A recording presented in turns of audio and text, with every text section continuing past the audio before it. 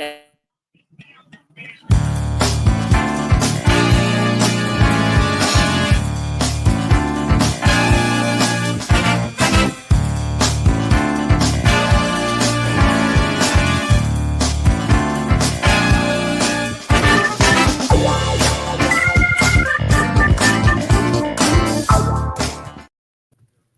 Hey, welcome to Detroit in Black and White Fridays edition. We are here. I guess we're all at home. It look like everybody's at home. Adolph is not here this evening. He's at the prom. Oh yeah, that's right. He's at the prom tonight. But we have Allan Lengel. Hey, Allan. Hey, what's going on? Jim Nardone. Happy Snowy Friday. I know, right? And Eric Brown. Oh, you're not speaking? Buenas noches. Well, Say hello. Okay. It's not my fault you don't understand Spanish. No, I don't. I only speak Ebonics. But at any rate, welcome. The language.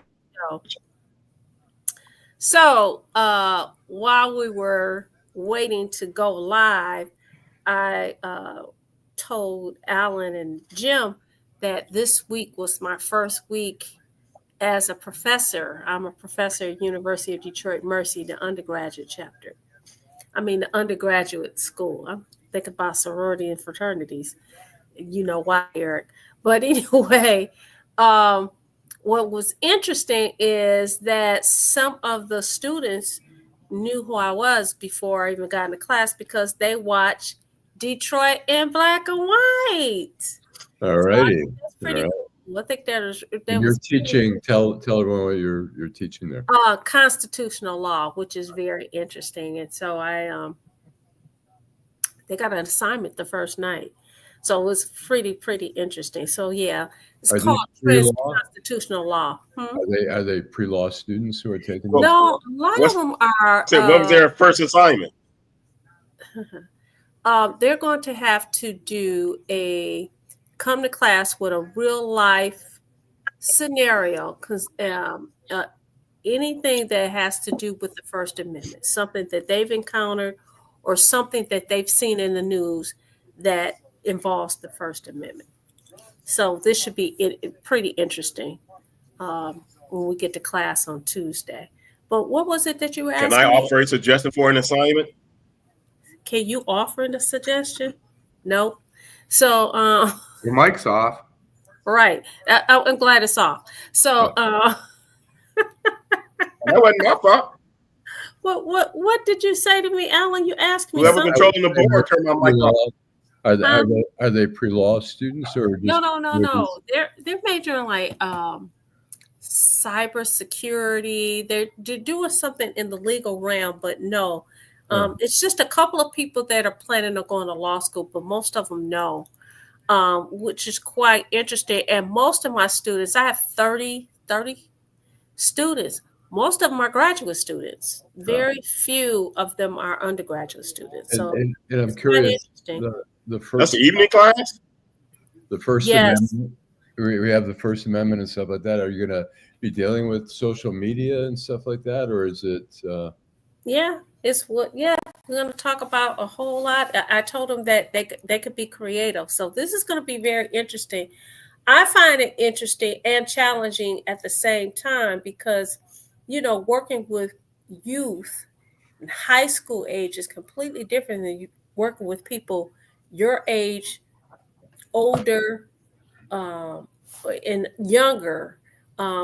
They have different life experiences as opposed to, working with kids. So this is a challenge for me. So, but I'm up for the challenge. Yeah. You're going to cover all the amendments or just the ones that you think are important? This is the evening class? I'm covering all the amendments. Somebody have a TV going in the background? Oh, you know what? That's me. I told you I was watching the hookers. Oh, okay. So I was watching the hookers. So there's a guy in the city of Detroit, besides Mark DeAndre, who will be on the show tomorrow, that has a something on YouTube, and he's covering women of the night, if you will, in the city of Detroit. And I'm just surprised at how many are out here on the stroll. I would think with, Facebook and all of that, that they would be walking the streets, but a lot of these people walking the street. And what's interesting to me is the fact that I practice law, and I don't, I have not come across many people who walk in the street. I would think the auto show, there would be some at bars, more of the classier bars, hanging out, and where people are getting That's drunk. a different type of hooker, Allen. Right. That's a classier one, but nonetheless, it would seem. I mean, walking out, it's so cold out, and to hang out, I don't see. I go down Woodward all the time. I live on Woodward. I don't really see hookers on the street like there used to be. So what are your what are everybody's thoughts? I know there's a move to make sex work legal, period, in this country. A lot of places. I know in Ann Arbor, or is it Ypsi, Washtenaw County, the prosecutor decided that he was not going to enforce any prostitution laws. So I think it's interesting going forward where we are as a country and where we are locally on that. I think that, I think it's ridiculous that it's illegal, but at the same time, it should be regulated. I think, you have like the topless bars. A lot of them on 8 Mile Road got shut down because there was illegal activity going on there, where people were going in and there were sex acts going on there. And it was really the churches and the community that were sort of outraged over the activity there. So I think if it were regulated like Las Vegas or wherever, how can you really, look, gambling is legal, marijuana is legal. I don't see how, prostitution. That's something that you should say that, because I actually feel the same way. Of course, the law is illegal. If it's illegal, it's illegal. You have to follow the law. But like Vegas, why not? And the other thing that I find interesting is that just like the gentlemen's clubs, just like the people were outraged, not just with the gentlemen's club, but outraged with the marijuana places that you could buy marijuana in the liquor stores. The same churches and entities. Listen, people are going to be people anyway. You can't regulate people not being who and what they are and doing what they want to do. So by saying that, prostitution should be illegal, that does not mean that people are not going to engage in that kind of activity. Well, it's illegal. Huh? Well, it's illegal. It shouldn't happen then, right? But they do, they doing it, Jim. Listen, in your lineup, how many hoes did you pick up? How many prostitutes? It's unfortunate, but it's another example of a crime that's pretty much unenforceable, and there really isn't a solution to it. But it's also a non-violent crime.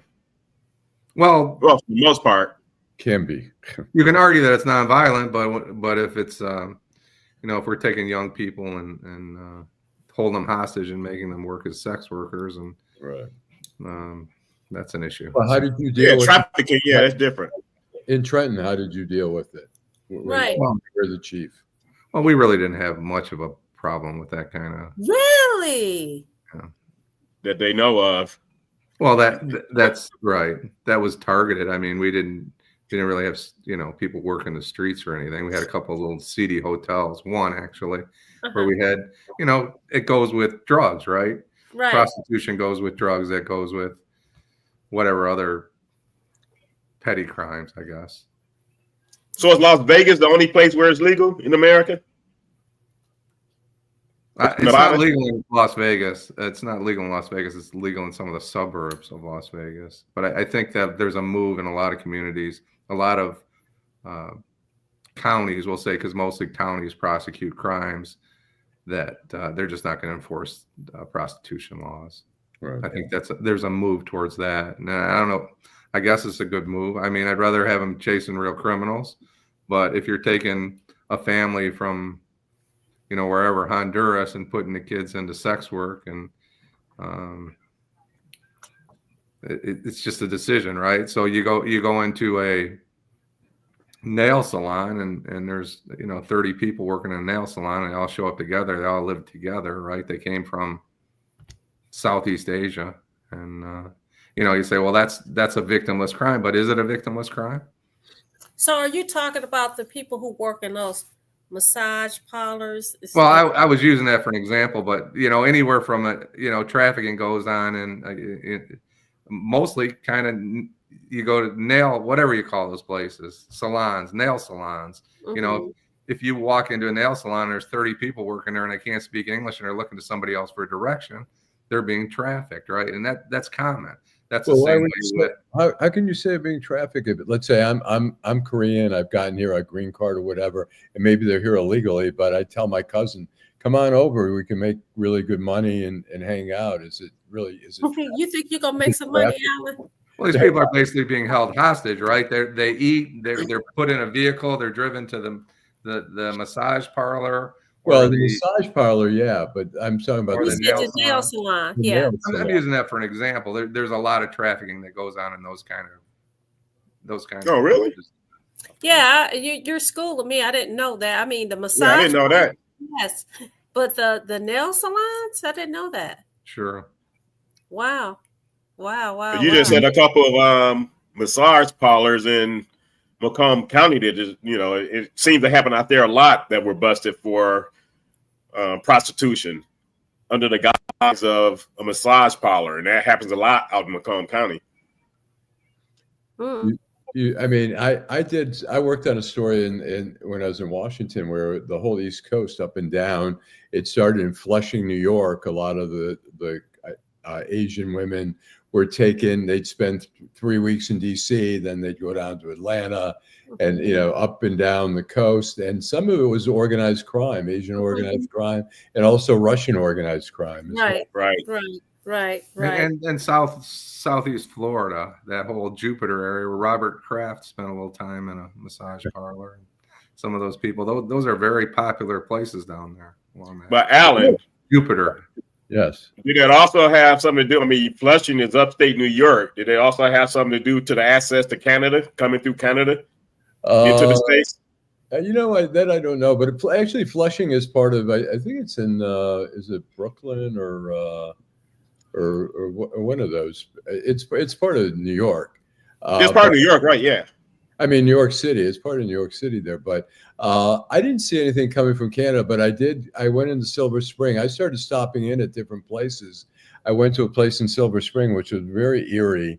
And telling us about something he's done, y'all. No. Well, it's funny. We had a meeting with the top editors at the Post, and my editor wanted me to go in and get massage, and the top editor said, no, he's not getting a massage. We're not going to, even like border that. But I did go and visit and talk to people in there. And one woman got really mad at me because when I'd walk in, all the women would scatter. And she goes, "Why are you coming again?" But the one place in Silver Spring was Russian Mob, and they were all over the whole area there. And these women were, like I say, they were being shuffled up and down the East Coast. Yeah, you're right, Allan. Flushing is part of Queens, New York. Queens, that's it. And it's bigger than just massage parlors. That was kind of my point. They do it in other kinds of businesses too, from small shops, from not a laundromat, a dry cleaner to a dry cleaners. Yeah, you see people, 8-10 people show up. They might be being used as sex workers. They may just be being exploited, They might be coming to make money. I mean, I worked at a Chinese restaurant in Oak Park in 11th grade. I was washing dishes, and there were how many jobs you had, Allan? A lot. And there were Chinese guys back there, some who barely spoke English, and they were cooks there.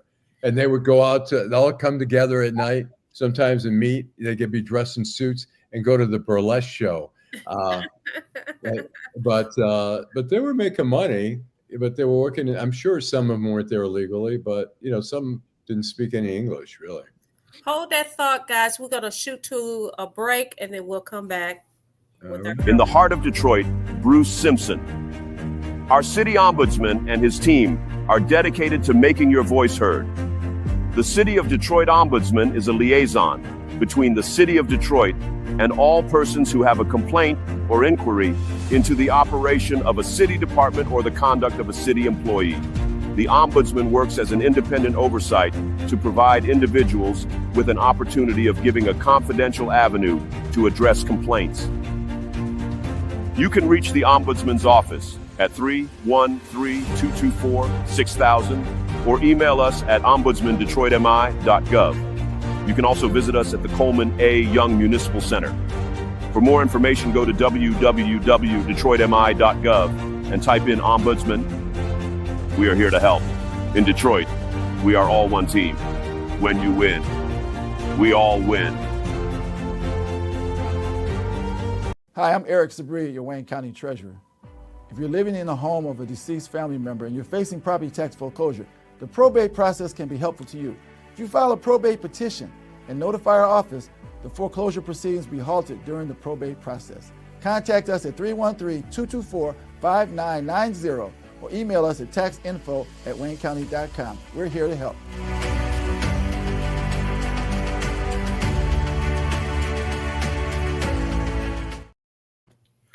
We're back with Detroit in Black and White. I guess nobody's joining us tonight. Maybe they're all at the prom tonight. But we're back in Detroit in Black and White, and we're just shooting a breeze. I do want to pivot a bit because there was an article that, Allan, you had in Deadline Detroit, and earlier we had a text stream, and Eric talked about it and talked about the very same subject that you had in Deadline Detroit about Governor Whitmer. You want to? Yeah. So she was on the, sort of a year-end thing with Tim Skubic, who's the Lansing, sort of the senior Lansing correspondent there. And he was asking her, he said, so it's tradition here in Michigan that the governor endorses the running mate if the running mate is going to run. And she said, well, she said, it's also those endorsements they never win. So we're going to do something different. She's trying to be clever there, but so she said, well, Garland Gilchrist has been my partner here for 6 years. He's done a great job. Duggan's done a great job as mayor. Jocelyn Benson's done a great job, and says, and there's other friends who may also jump into the race. So I'm not endorsing anyone, but to me, here's a person who has been with you for 6 years into 2 election cycles and helped you win, and you are not gonna back them. I think that's I don't think that's a good look for her. I think it makes her only look more like a politician than she wants to look. Well, isn't she a politician? Yeah, but it's a fine line between looking like a nakedly ambitious, like manipulative, kind of trying to put your finger up in the air with the wind and stuff like that. But I think you want to look real and you want to look loyal. I mean, that was the one thing, I know Eric's not a fan at all of Kamala Harris, but Kamala Harris tried to look loyal to Joe Biden, and maybe to a fault. But it supports my, and I heard it from a very reliable source. It supports my theory that the deals have already been made. I agree with that. With regards to Gilchrist as well as Duggan, because I didn't see her in our article, Allan. I didn't see her speak specifically to saying how Duggan is a turncoat, running as an independent and leaving the Democratic Party. So I just think that I think the cards have already been dealt. And again, me and Adolph have had this conversation numerous times. He disagreed with me. I'm going to stand on my record that Gilchrist will be the next mayor and Duggan will be the next governor. I stand on that. You don't just think it's a lack of courage on the part of the current governor? You don't just think it's a lack of courage? She doesn't have the courage to stand up for what she believes in. She wants to play politics. That's all I see it as. But no, if the deal has already been made, she's going to say the article speaks to the theory about a deal already being made. Why would the Democrats make a deal? Why would the Democrats make a deal for an independent? I don't understand. What's the deal? He wasn't an independent. do a deep. I was telling someone earlier today. Do a deep dive on the 7 swing states and how what's his name? Trump won all 7 of those states. Prior to the election, he was slated to win probably maybe 3 of those states. There was no way he was going to win all 7. But when you look at the numbers and do a deep dive of those 7 states, so many people moved away from the Democratic Party. And that might be her way of saying she has lost faith in the Democratic Party as well. I'll speak to my cousin. One second, Vanessa. I'll speak to the conversation I had with my cousin on Christmas night.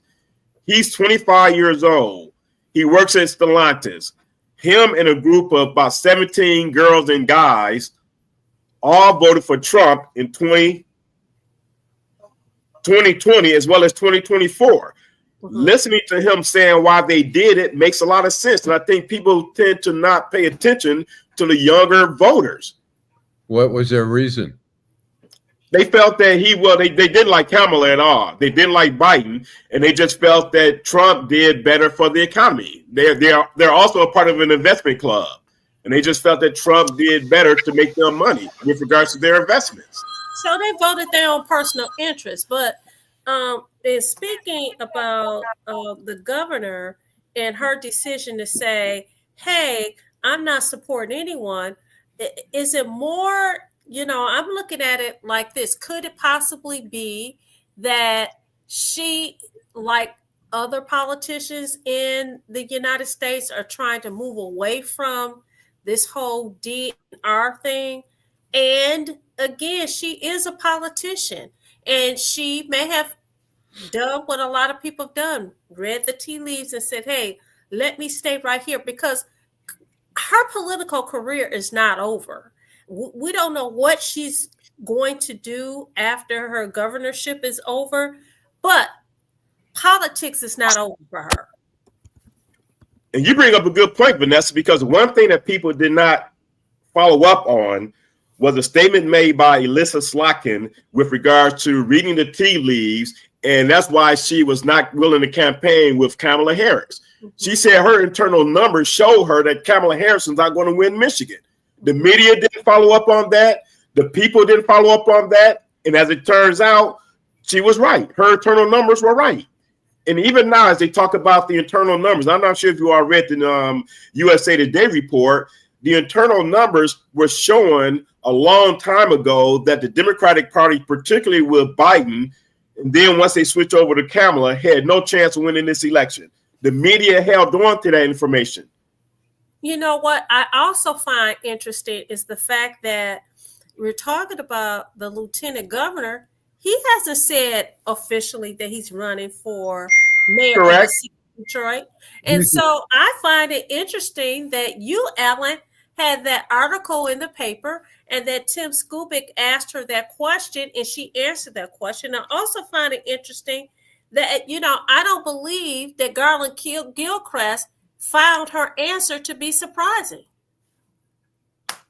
Well, I think that, look, he's expressed interest. He's definitely expressed interest over time about running for governor. But I don't think he has, with the candidates that he's going to be up against, he's going to have a tough time. I think he'd be a great Detroit mayor. I think okay. So that's the other thing.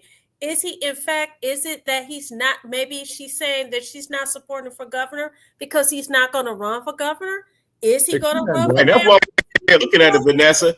But also, Allan, can you look, because I was just told I was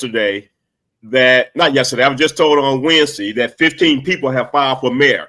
Can you do whatever you need to do to look and see if that number is correct? 15? There must be somewhere in the clerk's office, there must be something. A filing. That sounds like a lot. I mean, there's people who've done, like Todd Perkins has launched an exploratory. Exploratory is right. Running. Yeah, and so there's a lot of exploratory, but I don't know how many people have really. I mean, Mary Sheffield has obviously come out, and what's her name? Santil Jenkins. Santil Jenkins, and there's a talk that Tate is talking about running. The councilman. Yeah, Joe Tate, Fred. Adolph Mongo, I heard. Yeah, Mongo for mayor.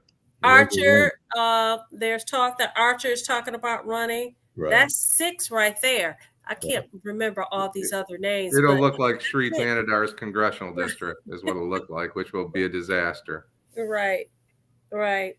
So, again, she says she's not supporting him running for lieutenant governor. I'm like, is he even running? For governor. But how about this? It would be I mean, it maybe is what Eric says. The reason she said it is because, first of all, she said it. He was not surprised that she said it. Trust me.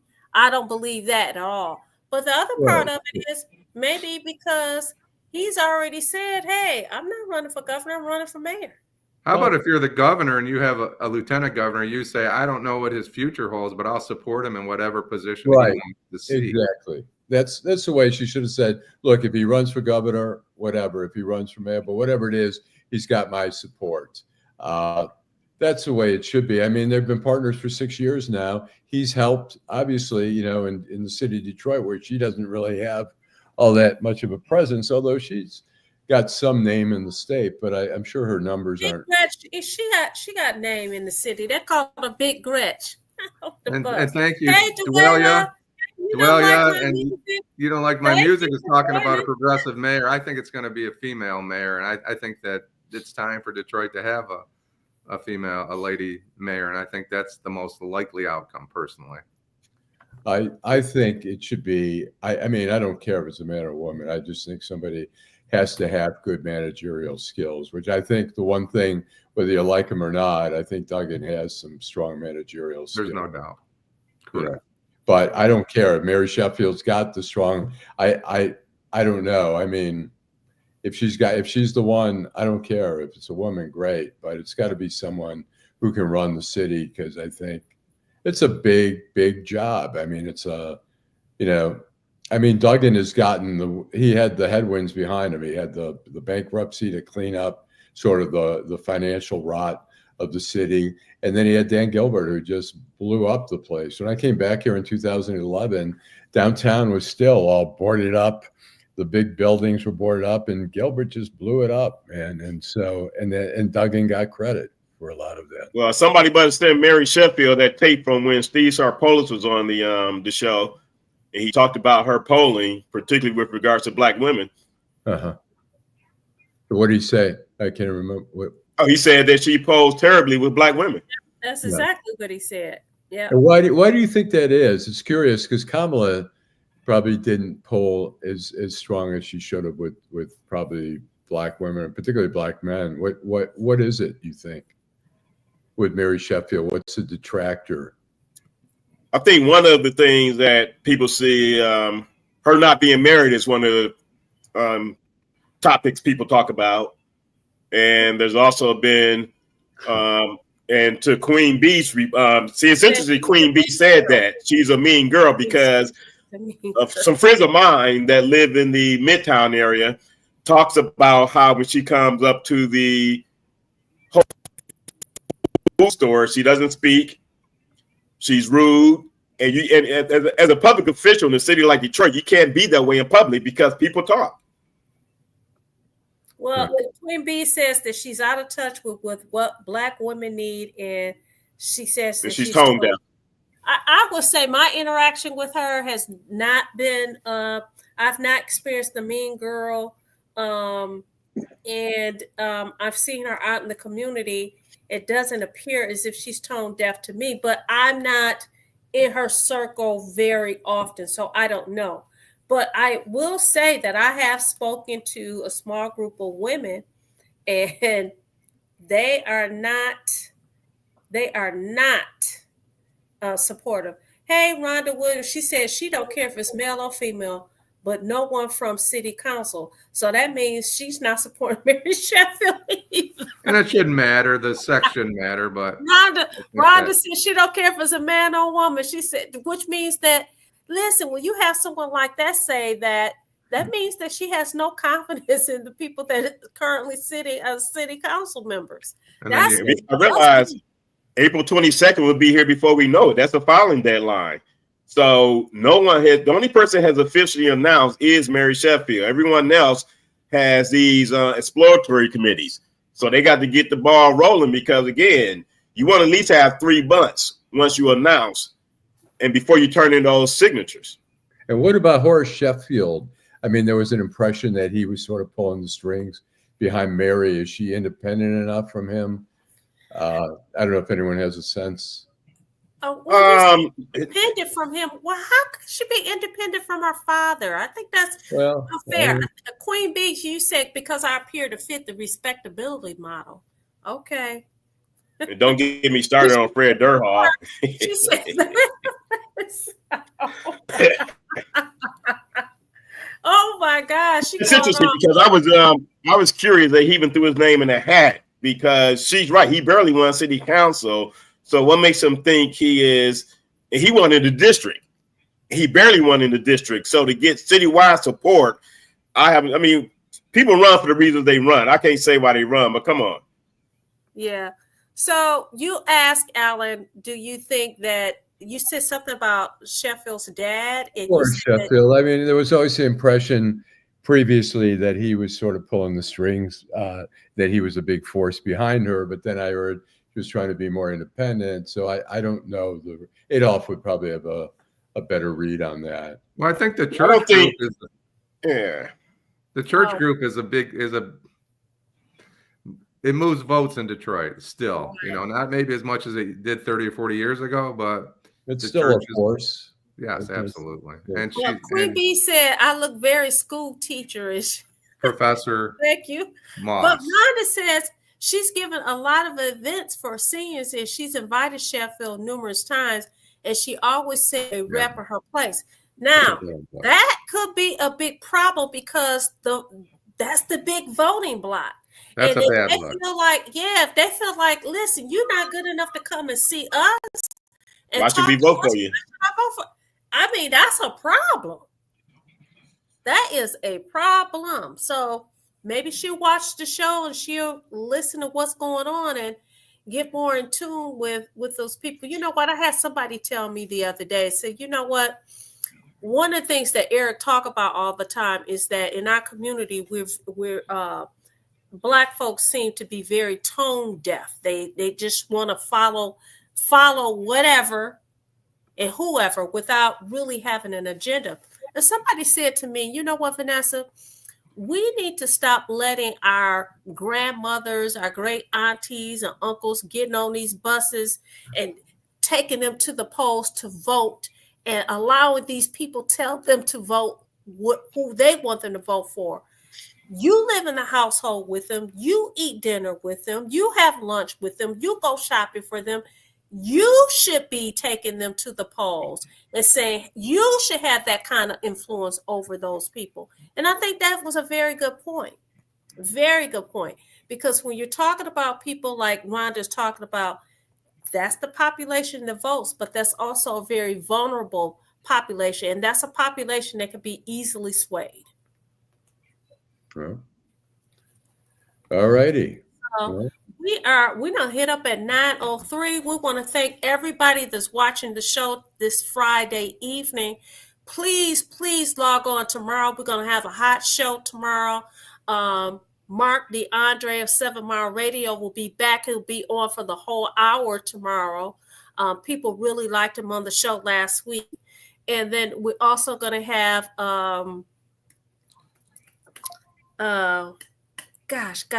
the City of Buzzman on the show. Bruce Simpson. Bruce Simpson should be on the show tomorrow. So we should have a good show tomorrow. Queen Bee, come on tomorrow. Rhonda, please watch tomorrow.